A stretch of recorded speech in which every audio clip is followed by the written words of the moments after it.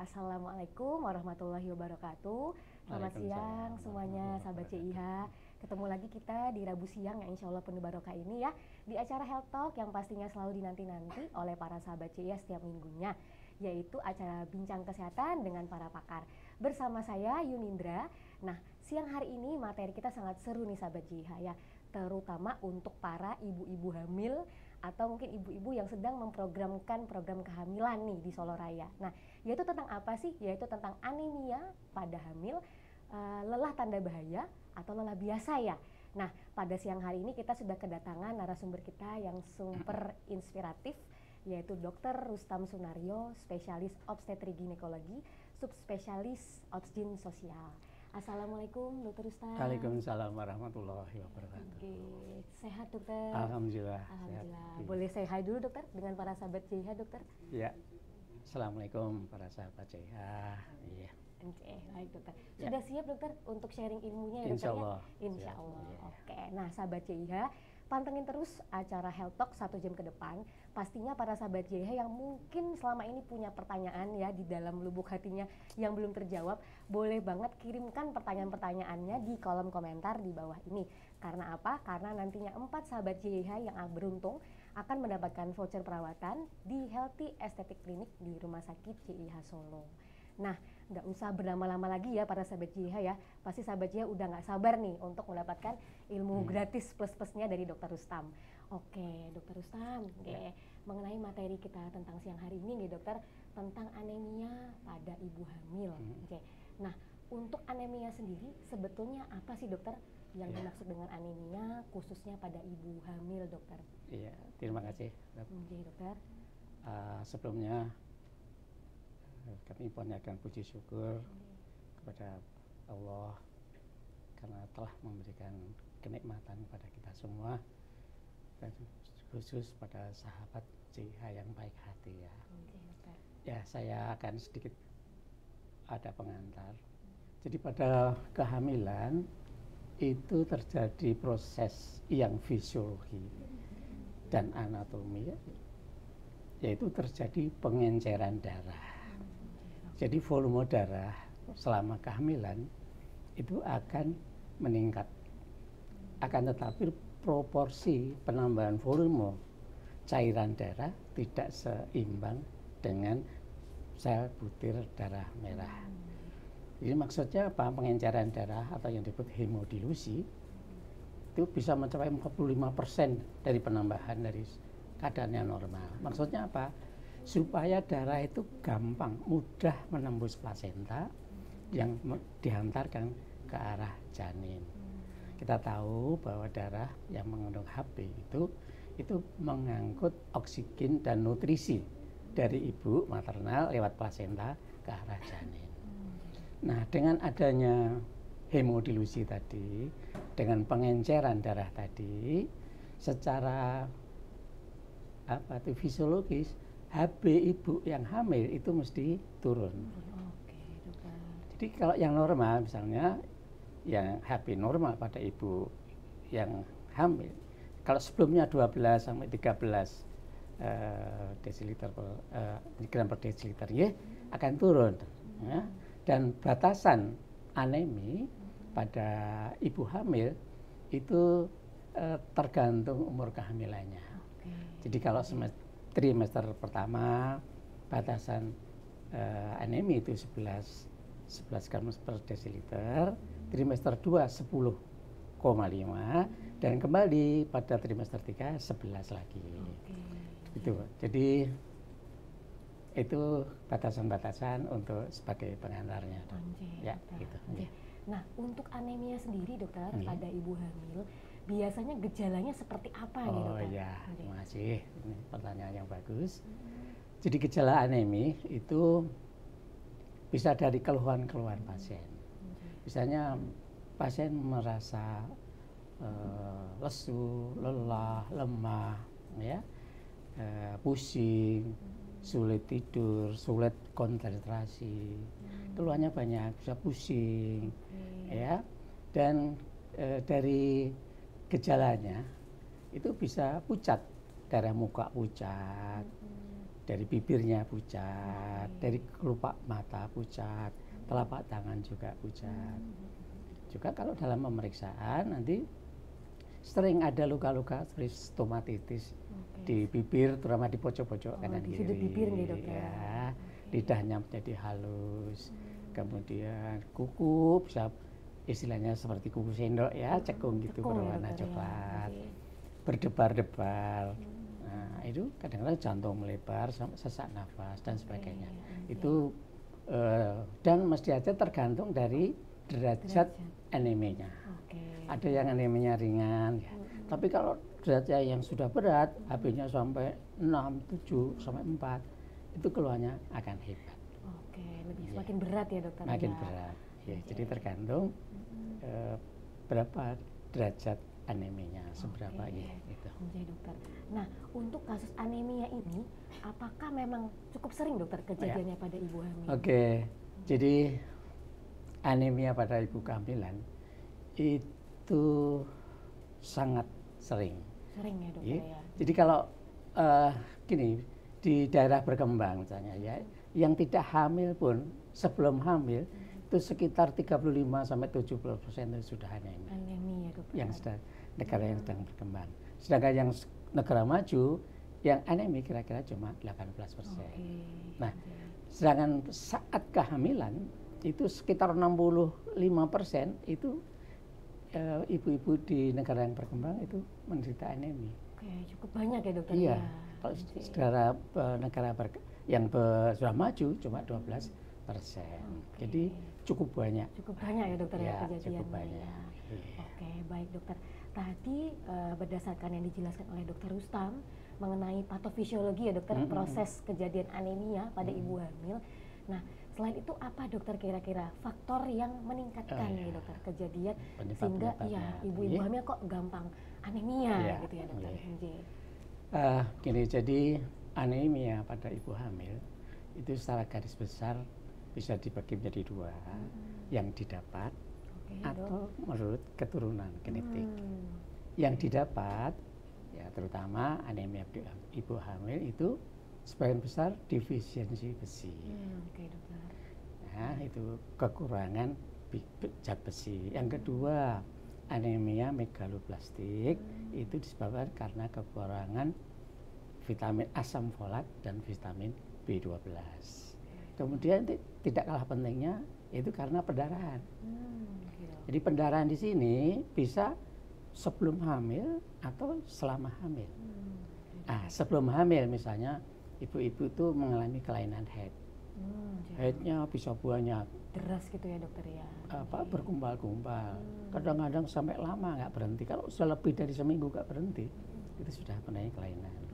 Nah, kemudian juga perdarahan selama kehamilan.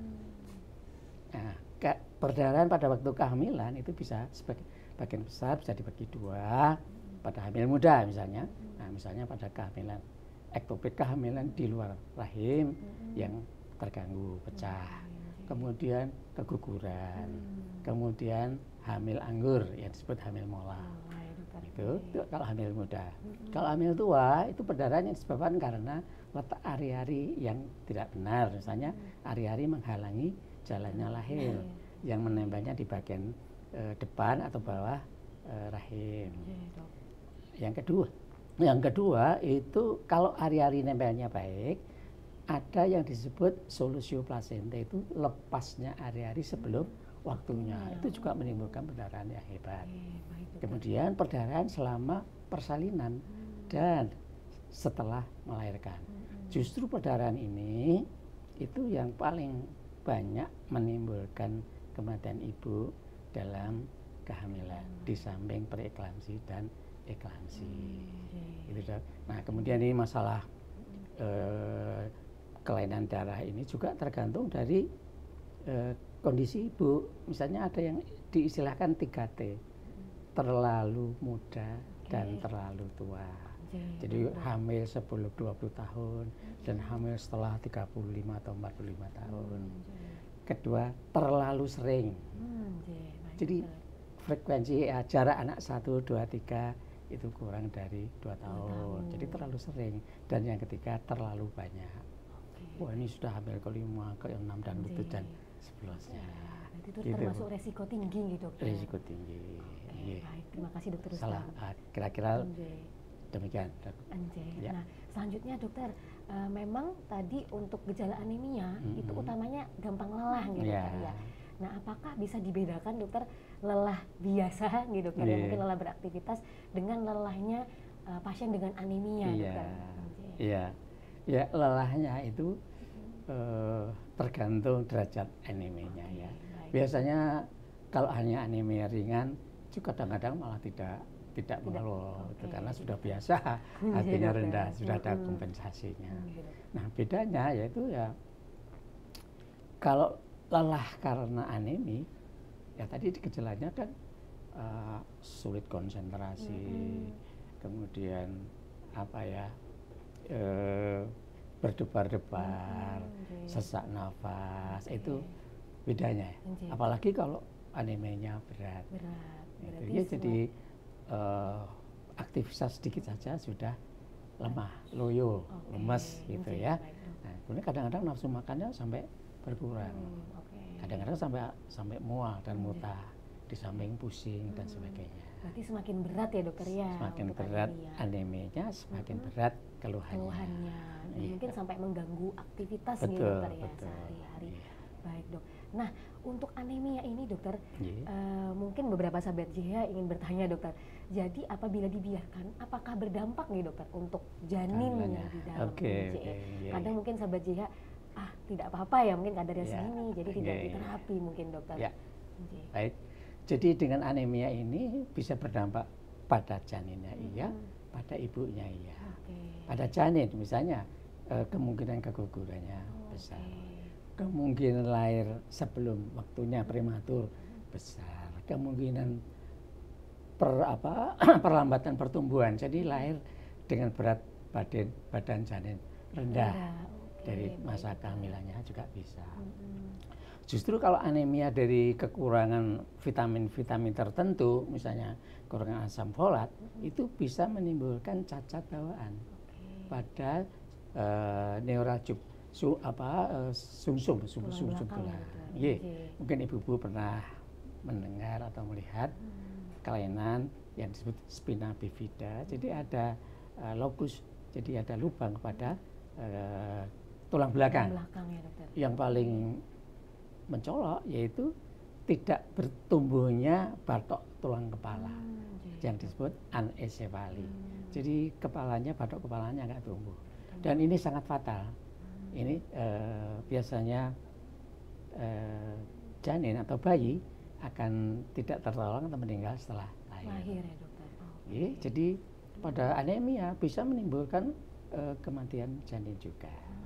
Dan kalau misalnya lahir hidup, kemungkinan masuk picu itu lebih tinggi.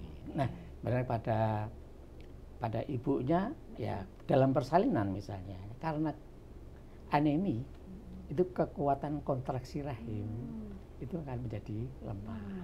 Jadi konsekuensinya apa?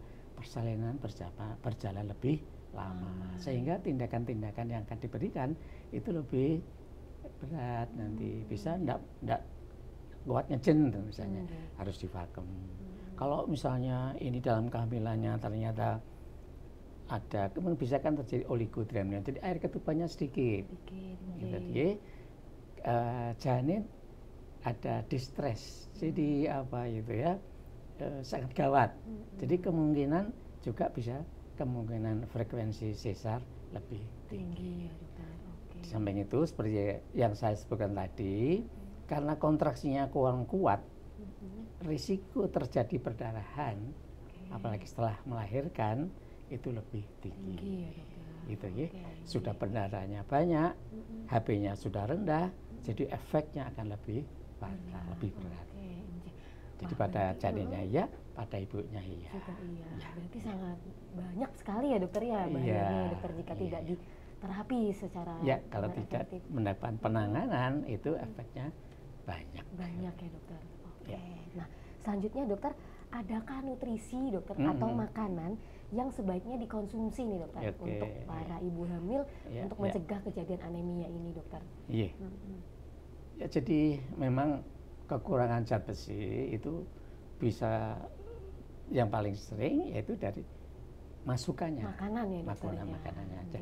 Ya, makanan yang kaya akan zat besi itu sebagian besar dibagi menjadi yang hem, itu yang dari hewan. Dari hewan ya dokter. Ya, misalnya apa itu daging yang merah, misalnya terutama daging sapi, ikan, kerang, apa itu udang dan sebagainya itu.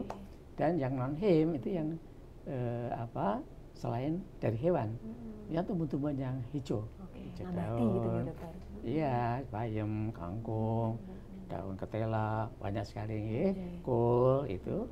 Nah, yang sering juga harus dibarengi dengan makanan yang tinggi mengandung vitamin C, buah-buahan, ya, tomat, apel, jeruk dan sebagainya. Karena apa? Penyerapan zat besi dalam pencernaan makanan itu akan lebih bagus kalau disertai dengan penambahan vitamin C. Ini sangat penting. Jadi dok, berarti mereka saling membantu gitu ya dokter. Iya, jadi membantu penyerapannya. Dan itu masalah kopi dan teh. Oh iya. Boleh. Boleh ya dokter. Boleh. Misalnya kopi ya kalau hanya 2 cangkir aja pagi sore boleh. Tapi jangan sebelum makan. Itu akan mengganggu juga penyerapan zat besi. Itu dah. Itu juga berlaku untuk teh berarti ya dokter? Iya, teh juga. Jadi jangan alas sebelum atau sesudah makan langsung minum teh atau kopi jangan. Jadi kalau pada jarak setengah jam atau 1 jam. Karena tadi ya dokter yang menghambat penyerapan zat besi ya dokter. Baik dokter. Nah dokter, tadi sempat disinggung bahwa anemia kita melihatnya dari kadar HB ya dokter kadar hemoglobinnya. Ini mungkin sahabat CH bertanya-tanya biasanya dokter, untuk pengecekan hemoglobin ini dicek harus apakah setiap bulan dokter atau berkala di setiap trimesternya dokter? Memang standar itu pengecekan darah itu paling nggak 3 kali atau 4 kali. Pada trimester pertama sekali, pada trimester 2 sekali, pada trimester 3 sekali. Kalau perlu nanti habis melahirkan. Jadi tidak hanya sekali. Itu pun tergantung dari jenisnya atau aneminya seberapa. Misalnya aneminya berat ya, setelah terapi jarak berapa harus dicek lagi. Sudah memenuhi syarat minimum atau belum. Berarti memang harus di follow up berkala nih dokter. Tergantung derajatnya ya dokter keparahannya. Nah tadi dokter untuk anemia saat hamil ini mungkin bagi para sahabat yang sedang program hamil nih dokter, apakah bisa dicegah ya dokter agar dengan harapan tidak terjadi anemia nih dokter saat sudah hamil? Ya makanya itu kalau hamil kan diperiksa paling tidak 3 kali.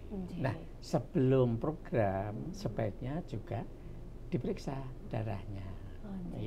Misalnya kok darahnya rendah ya sebelum program diperbaiki dulu. Malah justru sebelum program kehamilan selain hanya pemeriksaan darah biasa, kadar HB, ACT, jumlah air dan sebagainya. Kalau memang ada indikasi misalnya orang tuanya kemungkinan ada faktor-faktor gen yang kurang bagus, misalnya ke arah thalassemia atau ke arah sel sabit, itu bisa dicek kromosom darahnya. Jadi ada arahan, ada konsultasi sebaiknya bagaimana. Jadi untuk supaya keturunannya lebih bagus. Baik dok. Nah dokter, kalau sudah terlanjur anemia nih dokter saat kehamilan, terapinya biasanya seperti apa ya dokter? Apakah cukup diberikan suplemen atau cukup dengan backup makanan atau bahkan perlu transfusi atau sejenisnya? Itu tergantung derajat anemianya. Kalau misalnya anemia ringan, itu cukup bisa diberikan suplemen. Suplemen zat besi bisa yang diminum, atau bisa yang disuntikkan. Tapi lebih cepat yang disuntikkan. Disuntik ya, Dok. Kalau yang diminum itu memang butuh waktu lama. Tapi kalau HB-nya sangat rendah, misalnya 6, 5, apalagi 4, ya harus diberikan transfusi darah. Jadi lebih cepat naiknya ya, Dokter, HB-nya. Kalau yang diminum itu kadang-kadang 1 bulan kenaikannya itu hanya sedikit, ada 1 gram/sen. Gitu. Oke, baik Dokter. Nah selanjutnya Dokter, ada buatan Dokter tips praktis nih Dokter untuk para ibu hamil untuk biar tidak cepat lelah nih Dokter, yang mungkin sedang mengalami anemia pada saat hamil. Iya, betul itu ya. Ya itu kita harus lifestyle-nya ya, gaya hidupnya. Di samping perbaikan nutrisi, ya, istirahat harus cukup, kalau perlu dengan olahraga, ya. Jadi supaya menjaga fisiknya supaya bagus, prima, tidak anemi juga tidak cepat lelah. Boleh olahraga yang ringan ya. Seperti apa contohnya Dokter? Ya misalnya senam hamil itu bisa, itu juga sehat juga untuk mempersiapkan persalinan. Bisa jogging yang ringan-ringan saja, bisa renang itu bagus, yoga ya bagus, ya itu semuanya untuk melatih otot dan gerak supaya lebih fit kesehatan. Sebab kalau otot sendiri tidak dilatih, dia akan menjadi hipoplasi dan lemah nanti. Malah jadi makin lemah ya Dokter ya. Nah selama kehamilan Dokter, apakah memang perlu nih Dokter mengkonsumsi rutin suplemen misalnya Dok? Khususnya untuk zat besi mungkin ya Dokter? Itu untuk profilaktis ya perlu sekali. Perlu sekali, apalagi yang anemi. Suplemen vitamin, ya tidak hanya vitamin zat besi tapi lengkap, ada asam folatnya, ada B12-nya, ada vitamin-vitamin yang lain, ya kalsium, zinc, vitamin C, vitamin D, itu bagus sekali. Berarti memang mendukung ya Dokter? Iya, perlu. Mendukung sekali. Tadi sempat disinggung Dokter mengenai kondisi genetik ya Dokter ya, untuk kondisi anemia ini. Apakah memang itu kejadiannya cukup banyak Dokter? Kalau ini memang tidak cukup banyak, ya. Cuma kalau pas ada yang seperti itu, kita harus ada penanganan yang khusus. Ya, misalnya thalassemia atau anemia sel sapit tadi. Juga ada anemia itu, kadang-kadang samping itu juga karena pengaruh toksik. Jadi misalnya bisa karena pengaruh obat, itu juga bisa. Tapi karena kalau seperti ini karena seperti sel sapit dan thalassemia itu umur eritrosit sel darah merah itu yang normal kan 120 hari. Tapi karena ada kelainan hemoglobin ini, jadi sel darah merah itu umurnya singkat. Mungkin hanya 10-20 hari sudah rusak. Jadi dia sering anemi berat, sehingga harus sering mendapatkan transfusi. Nah, ini kalau sering mendapatkan transfusi, kadang-kadang dengan pemberian zat besi yang terlalu tinggi, justru malah terjadi penumpukan zat besi di dalam badan. Itu juga bahaya. Jadi kalau zat besi yang terlalu banyak, karena misalnya sering mendapat transfusi, dan ditambahkan suplemen besi yang tinggi kadarnya, itu juga kurang baik. Ya, jadi harus hati-hati. Jadi harus ada konsultasi. Karena zat besi yang melebihi kadar normal itu juga akan menimbulkan efek kepada bayi, pada janinnya. Yang tumbuh kembangnya kecil masa kehamilan, IUGR intrauterine growth retardation itu. Kemudian juga menimbulkan kelainan-kelainan pada organ, gitu ya. Karena terlalu kental sehingga perfusi ke arah plasenta, ke arah janinnya akan terganggu. Kadang-kadang malah akan membuntui pembuluh-pembuluh darah kecil sehingga menimbulkan cacat pada bayi. Ada yang terkenal yang dulu hidrofetalis. Jadi seperti budak itu dan lahirnya meninggal. Itu. Berarti kita harus menjaga juga ya Dokter? Iya, jangan sampai terlalu tinggi, tapi jangan terlalu rendah juga. Jadi di rentang aman gitu Dokter. Nah berarti memang untuk kondisi-kondisi yang genetik tadi ya Dokter, tidak menghalangi ya Dokter untuk program hamil gitu Dokter? Bisa. Ya, tapi harus khusus itu ada ditangani secara khusus. Misalnya yang thalassemia itu masalah dalam kehamilan itu bisa dilakukan transfusi terhadap janin. Jadi misalnya transfusi terhadap janin itu mulai pada umur kehamilan 24 minggu, 26 minggu, 28 minggu diberikan transfusi pada janin. Karena itu tadi darah itu cepat rusak, janinnya pun akan menderita anemia. Oke, jadi berpengaruh juga gitu dokter untuk janinnya. Oke, nah dokter ini sudah banyak sekali pertanyaan dari sahabat JIH. Dokter izin kita bacakan gitu dokter ya. Dokter, apa saja tanda-tanda anemia yang berbahaya di kehamilan dokter? Tanda-tanda anemia tadi sudah ya, dokter, yang berbahaya. Lemah, lesu, lelah, kemudian sering pusing, sulit tidur, konsentrasi nggak baik, berdebar-debar, kadang-kadang sesek dan sebagainya. Nah, kemudian bahayanya bisa pada janin dan bisa pada ibu. Tadi sudah saya jelaskan ya.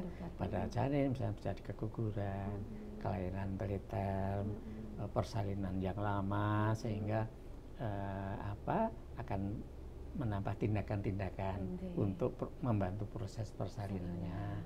Kepada ibunya juga karena lemah, kemudian perdarahan itu semua berat berarti ya dokter ya pada anemia. Apakah ada dokter kasus anemia yang sampai istilahnya pasiennya penurunan kesadaran dokter? Sampai saat itu ini. Kalau terutama ya kalau perdarahan setelah melahirkan atau dalam persalinan itu sangat berbahaya. Justru tidak hanya tidak sadar bisa sampai meninggal. Jadi perdarahan postpartum, perdarahan setelah melahirkan. Jadi sebenarnya dibagi dua, yang early itu yang langsung habis melahirkan sampai 2 jam. Kalau yang late itu bisa lebih dari itu. Misalnya apa?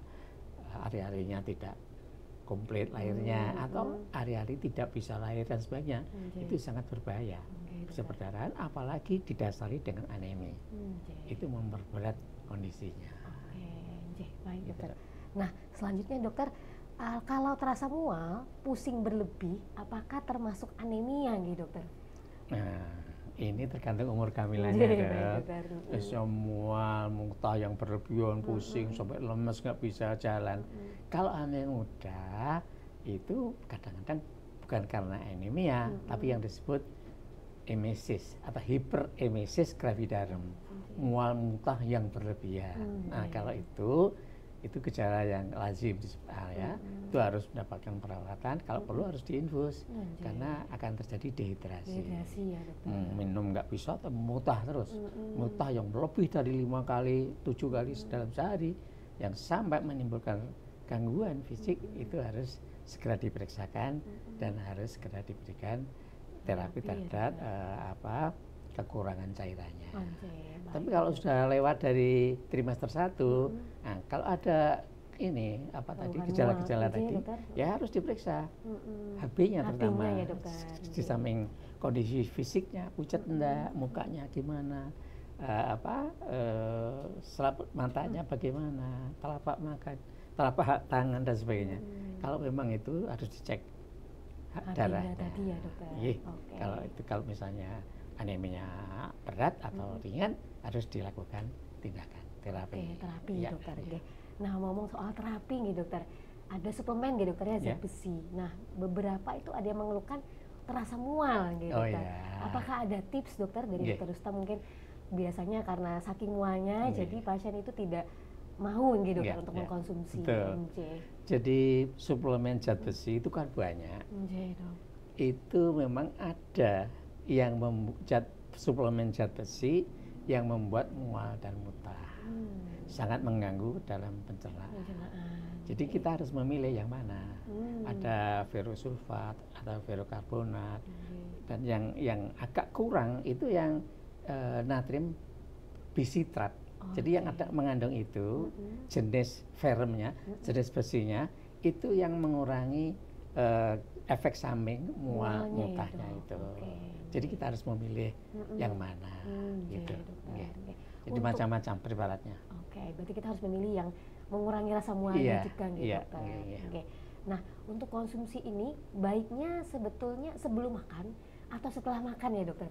Itu ya boleh-boleh saja, Bebas sama ya, saja dokter, ya. bebas. Nah, Oke. yang penting sebelumnya jangan minum kopi dan teh. Itu aja. Siap dokter, senyaman pasien juga ya Iya, dokter ya. dan Oke. kalau perlu dibarengi dengan buah atau sayuran Oke. yang banyak kaya mengandung vitamin C. Karena tadi ya dokter vitamin C bisa Ya, membantu penyerapannya. lebih cepat ya dokter ya, Ya, lebih ya. baik. Oke. Nah, Dok, untuk kondisi hemoglobin yang rendah, apakah bisa dokter atau mungkinkah untuk melahirkan secara normal, dokter? Ya, itu kita harus lihat apa ya per individual gitu ya. Oke, dokter. Ya memang kalau HB-nya itu hanya 4, ya sebelum melahirkan atau selama proses persalinan harus ditransfusi dulu. Atau HB 5, 6 itu harus ditransfusi dulu. Karena nanti kalau ada perdarahan setelah melahirkan itu sangat riskan, sangat berbahaya. Apalagi kalau misalnya ini akan direncanakan tindakan sesar. Tidak berani kita kalau harus ada transfusi dulu, harus persiapan darah. Berarti ada target HB Iya. yang harus dicapai dulu ya Iya, dokter? paling enggak ya 9 lah paling enggak gitu. Minimal Kalau 9 misalnya 6, ya, dokter. 7 enggak berani gitu. Oke, baik dokter. Jadi memang harus dikonsultasikan Iya. juga nih dokter? Kecuali kalau misalnya itu hamil di luar kandungan yang pecah, itu kan hamil muda. Walaupun HB-nya itu 4, itu kita harus tetap operasi. Karena apa? Karena terjadi pendarahan di dalam perut. Jadi indikasi operasinya itu secepatnya menghentikan perdarahan yang ada di dalam perut. Jadi kita sambil operasi ya diberi infus dulu sambil menunggu darah. Kalau udah dihentikan pendarahannya, nah kita sambil memperbaiki kondisi ibunya. Jadi walaupun shock HB-nya rendah tetap buka demi keselamatan pasien. Ini emergency sekali. Itu kalau kondisi gawat darurat ya dokter. Iya. Berarti untuk kondisi HB rendah untuk merencanakan kelahiran normal harus ada targetnya dulu nggih dokter. Iya. Agar ibunya juga sehat selamat nih dokter. Oke. Nah, selanjutnya dokter, apakah minum penambah darah cukup efektif dokter agar terhindar dari anemia pada kondisi ibu hamil dokter? Ya, itu kalau HB-nya itu tidak rendah sekali, itu bisa malah kadang-kadang profilaktis itu minum suplemen tambah darah. Biasanya ditambah asam folat. Itu memang efektif ya, tapi itu penambahan HB-nya lambat. Ya kalau yang cukup agak cepat, yang lewat suntikan. Nah, itu Verodextran ada suntikannya. Dalam 1000 mg 20 cc disuntikkan kanan kiri. Itu lebih hanya cepat. Satu kali ya dokter? Ya, atau berkala? itu nanti dicek lagi. Berarti dicek berkala, Ya, dilihat ya. apakah ada Ya, kenaikan ya, nih dokter. ya, betul, ya. Nah selanjutnya dokter, dok, apakah ketika ibu hamil mengalami anemia itu bisa mencetus terjadinya preeklamsi ya dokter? Itu bisa dok, Bisa nih, dokter, bisa ada juga, kemungkinan. iya. Karena kerja jantungnya kan harus lebih, biasanya terus Lebih tensinya berat ya, dokter? meningkat. Iya, karena apa itu anemi untuk memompa darah supaya sampai ke jaringan-jaringan itu kan jantungnya harus bekerja lebih keras. Lebih keras ya dok. Biasanya akan terjadi pembengkakan jantung juga. Nah, bisa tensinya naik. Ya, jadi kalau tensinya sampai naik lebih dari 140, strip 90, apalagi sampai 160, strip 110, itu bisa jadi preeklamsi ringan dan berat. Berarti bisa nih dokter? Bisa. Untuk mencetus keadaan Iya, preeklamsi kayak iya. untuk tekanan darahnya tinggi. Oke, nah selanjutnya dokter, apa dampak yang terjadi pada bayi yang lahir dari ibu yang menderita anemia zat besi nih dokter selama kehamilan? Nah, itu tadi sudah saya jelaskan ya. Jadi kemungkinan itu kecil masa kehamilan. Jadi ini sudah 9 bulan hamil kok kecil, jadinya kok kurang dari 2 kilo. Atau bisa memang terjadi yang disebut perkembangan janin terhambat di dalam, bisa IUGR. IUGR ya dokter ya. Bisa misalnya terjadi air ketubannya ya sedikit, bisa oligohidramnion. Biasanya itu akan mempengaruhi kesejahteraan bayinya. Gitu. Kalau hanya khusus anemia zat besi, tapi kalau disertai dengan anemia yang lain, megaloblastik, kekurangan asam folat, dampaknya akan lebih sering. Bisa kelainan organ-organ. Oke, jadi sangat berpengaruh ya dokter ya, ya, berpengaruh untuk keselamatan dan kesejahteraan janin dan bayinya ya dokter. Oke. Nah dokter, makanan untuk penambah darah yang bagus nih dokter, mungkin yang bisa disarankan dokter Rustam untuk ibu hamil dan ibu menyusui, kira-kira apa saja dokter? Ya, tadi juga saya terangkan yang him dan non him ya. Yang him itu yang dari binatang, misalnya ya daging, pertama daging merah, hati, kemudian kerang, udang dan sebagainya itu, ikan tuna, ikan sarden dan sebagainya itu bagus. Yang non him yang dari selain hewan, tumbuh-tumbuhan, sayur, buah, terutama sayur yang hijau-hijau itu, kemudian ya buah itu yang lengkap, nanti disamping vitamin, zat besi, vitamin dan mineral-mineral yang lain. Nah dokter, ini ada pertanyaan lagi dokter, untuk konsumsi buah bit. Nah, ya dokter ya, saat ini kayaknya lagi hype nih dokter ya, untuk dibuat menjadi jus nih dokter. Apakah itu memang cukup efektif dokter untuk meningkatkan kadar HB pada ibu anemia yang sedang hamil? Bisa itu suplemen yang bagus juga, termasuk yang non him tadi. Non him tadi ya dokter ya. Bagus juga. Bagus ya dokter. Cukup. Oke, selanjutnya dokter, assalamualaikum dokter. Dokter mohon maaf izin bertanya, bagaimana mengatasi ibu hamil dengan riwayat perdarahan karena anemia? Bagaimana solusinya gitu dokter? Apakah bisa sembuh? Soalnya riwayat HB rendah ini saya dokter. Mohon izin bertanya, bagaimana mengatasi ibu hamil dengan riwayat perdarahan nih dokter, karena anemia. Ya bagus. Sahabat Jaya ada riwayat HB-nya selalu rendah nih dokter. Jadi sebelum program hamil berikutnya harus kontrol dulu. Dicek dulu kondisi fisik dan laboratorisnya. Kalau misalnya AB-nya masih sangat rendah, ya jangan cepat-cepat hamil dulu, gitu diperbaiki dulu. Apalagi ada riwayat perdarahan. Nanti ini sangat riskan. Kalau misalnya sudah hamil yang keempat atau kelima, riwayat perdarahan, sekarang anemi, nah itu akan resiko terjadi perdarahan lagi, itu akan lebih hebat. Jadi sebelum perencanaan program hamil harus cek dulu untuk memperbaiki baik kondisi fisiknya maupun laboratoriumnya. Oke, jadi harus memastikan kalau kondisi tubuh baik dulu, optimal kalau bisa. Ya. Baik dok. Nah selanjutnya dokter, saya belum pasti memiliki kondisi anemia. Cuma saja saya setiap cek HB selalu kurang nih dokter.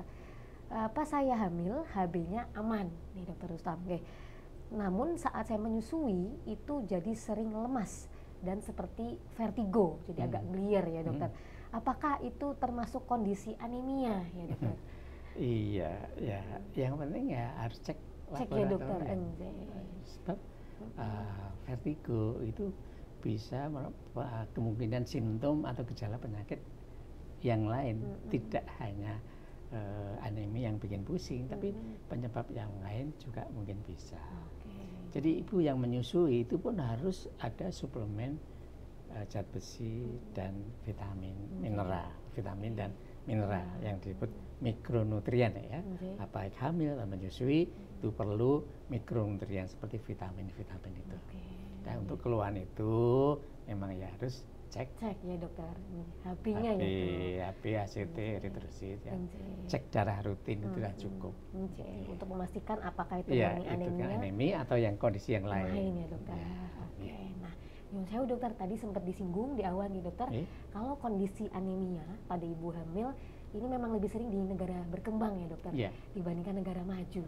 Nah, kira-kira faktor apa dokter yang mempengaruhi sehingga terjadi ketimpangan gitu dokter antara negara berkembang dan negara maju untuk kondisi anemia di ibu hamil ini dokter? Itu ya termasuk dalam kesadaran juga, lifestyle-nya juga, kondisi sosial ekonomi juga, kondisi pendidikan juga, jadi banyak faktornya. Banyak faktor ya dokter. Ya, itu semua yang mempengaruhi. Nah, nutrisinya karena kondisi sosial ekonomi kurang baik dan sebagainya. Walaupun status sosial ekonomi baik, tapi kalau kesadaran diri ya dokter, lifestyle-nya kurang bagus. Misalnya sukanya kalau makan yang cepat saji misalnya, ya gampang. Makan dia itu kurang sekali vitamin dan zat besi. Nutrisinya ya dokter. Ya itu lifestyle kan. Sudah makan yang cepat saji, sering malam hura-hura, kurang tidur dan sebagainya. Nah itu akan mempengaruhi daya fisik tubuh. Jadi multifaktorial ya dokter yang mempengaruhi. Ya status ekonomi, pendidikan termasuk dan lifestyle-nya. Baik dokter. Nah selanjutnya dokter, saya minum obat Veroplus dokter. Itu apakah bisa dikonsumsi setiap hari? Dan bayi saya minum Veroke, jadi suplemen zat besi juga ya dokter. Apakah juga boleh dikonsumsi setiap hari juga dokter? Ya, tergantung kondisinya ya. Kalau memang HB-nya sudah cukup, ya tidak usah tiap hari. Ya, Veroplus itu vitamin zat besi yang cara minumnya effervescent, yang dimasukkan di dalam air dalam gelas. Itu bagus ya. Cuma bagaimana kondisi yang sekarang? Misalnya kondisi yang bagus sudah ya boleh aja seminggu 2 kali cukup. Tapi kalau HB-nya rendah boleh tiap hari. Tadi agar mencegah terjadinya penumpukan tadi ya dokter ya. Iya, kalau sudah misalnya bagus, ya HB-nya kalau sudah 13, 14, ya enggak usah kalau perlu. Kalau terlalu banyak penumpukannya juga kurang bagus. Tadi dokter untuk penumpukan zat besi, apakah secara gejala itu bisa disadari nih dokter oleh pasien?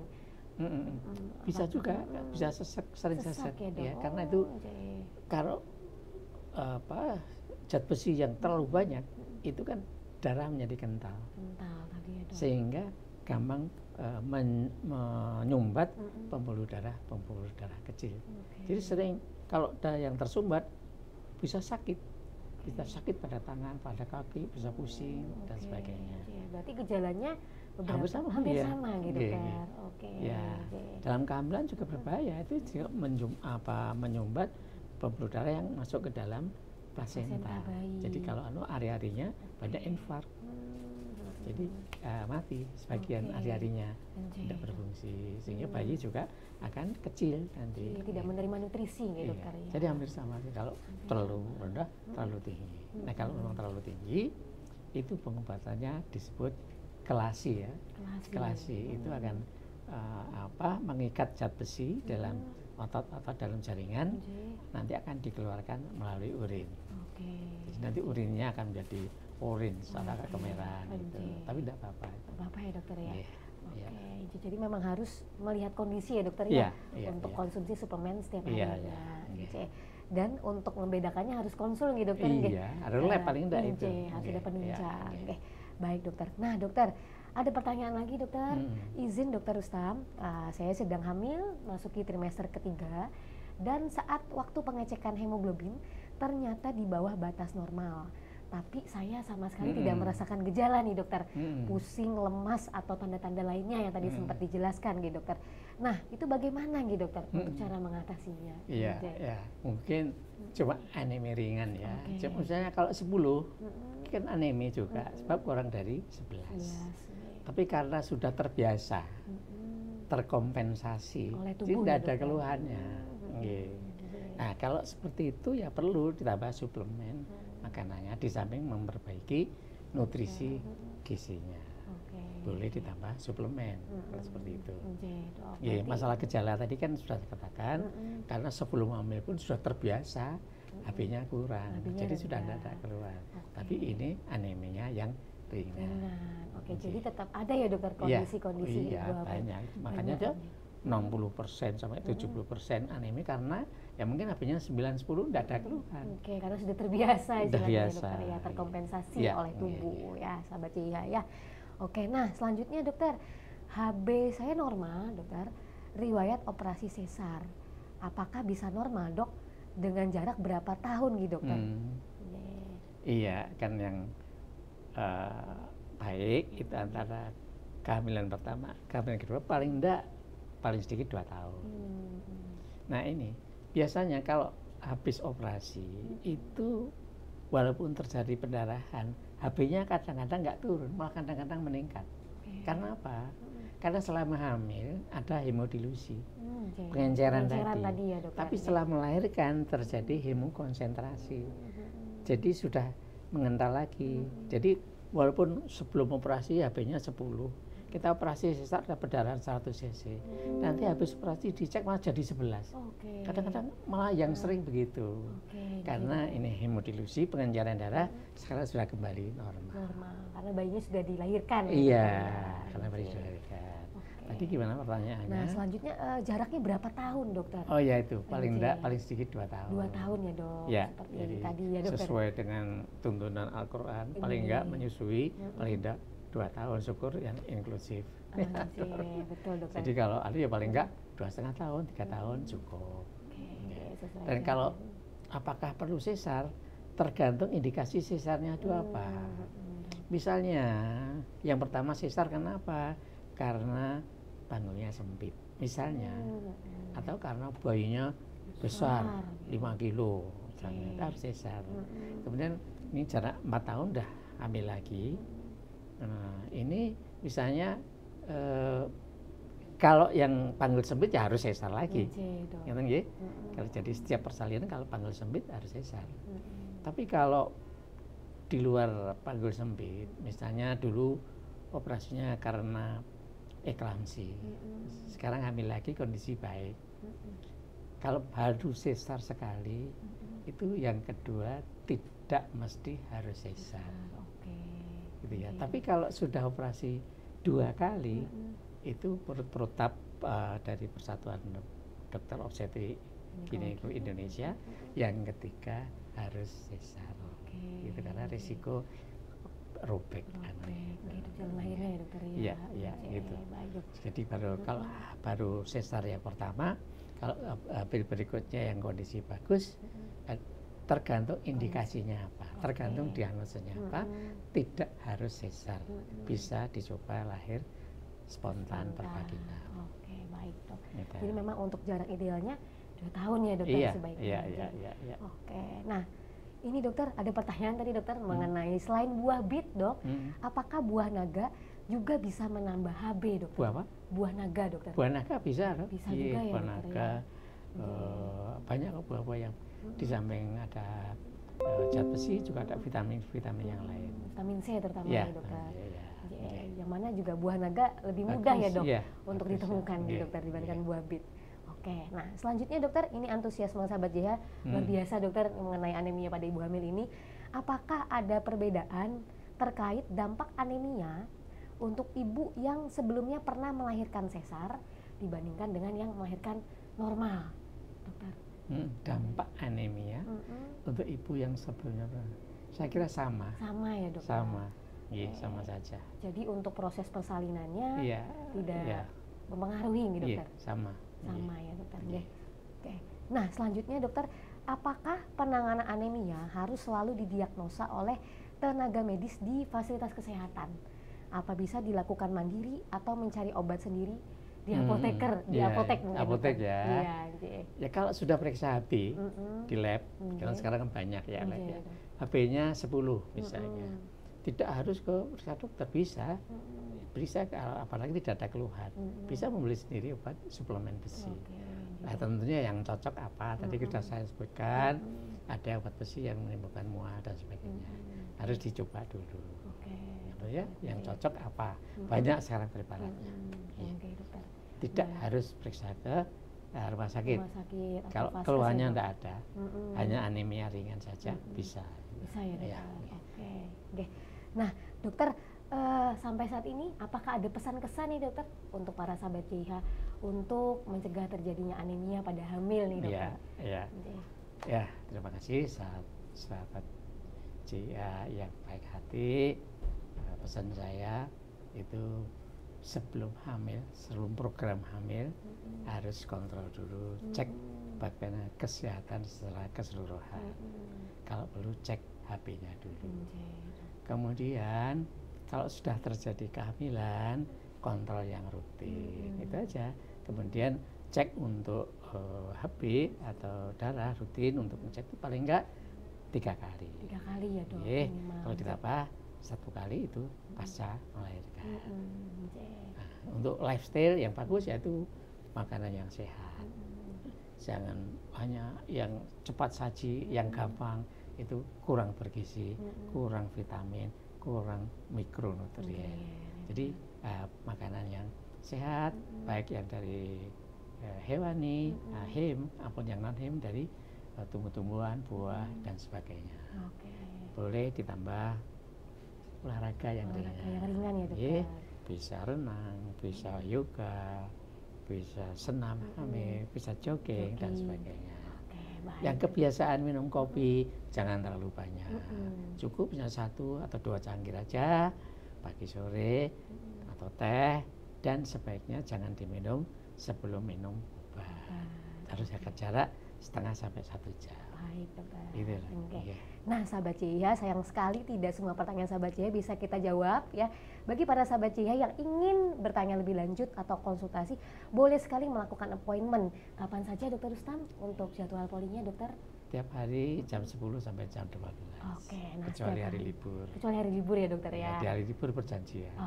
Nah setiap hari ya sahabat CIH ya, setiap jam 10 sampai jam 12 siang. Ya, nah buruan boleh lakukan appointment ya dokter, sahabat CIH ke Dr. Rustam Sunario, spesialis obstetri ginekologi. Nah, sahabat JIH, di akhir acara ini kita akan mengumumkan ada 4 sahabat JIH yang beruntung nih dokter, yang mendapatkan kunci perawatan ya dokter ya.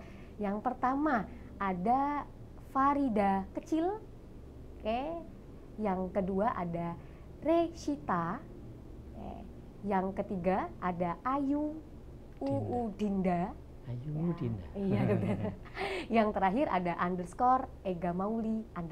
Oke, selamat ke 4 sahabat JIH ya, sudah dapat perawatan ya, 4 voucher perawatan di Healthy Aesthetic Center, dan juga dapat ilmu tadi dokter, plus dari dokter Rustam. Oke, nah terima kasih banyak dokter Rustam. Sami-sami. Kalau ada kurangnya saya mohon maaf. Dokter, terima kasih banyak atas ilmu bermanfaatnya dokter. Semoga dokter sehat selalu. Amin. Oke, sahabat JIH, terima kasih banyak sudah menonton Health Talk pada siang hari ini. Selamat beraktivitas kembali. Assalamualaikum warahmatullahi wabarakatuh. Waalaikumsalam.